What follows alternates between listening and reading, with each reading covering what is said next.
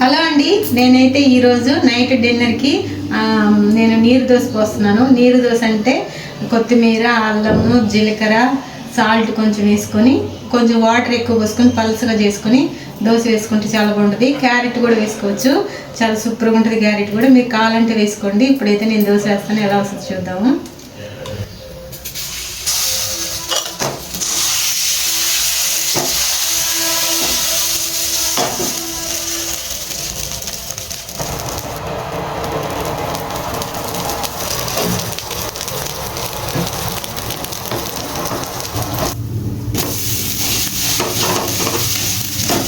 దీన్ని కొంచెం ఎర్రగా కాల్చుకోవాలండి మనం, ఎందుకంటే పలుచగా నీళ్ళు దోశ కాబట్టి తాగుంటే బాగోదు.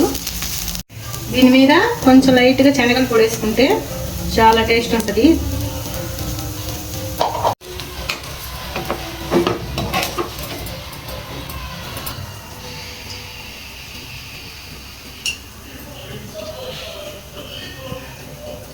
బాగుంది, కరకరలాడుతూ పలుచగా.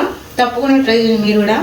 దీంట్లో శనగలు పొడి వేసుకుని చూడండి, చాలా బాగుంటుంది. కారం కానీ చట్నీ కానీ, కానీ శనగలు కూడా సూపర్ ఉంటుంది. తప్పకుండా ట్రై చేయండి. మా వీడియో మీకు నచ్చినట్లయితే లైక్ చేయండి, షేర్ చేయండి, సబ్స్క్రైబ్ చేయండి. ఉంటానండి, బాయ్.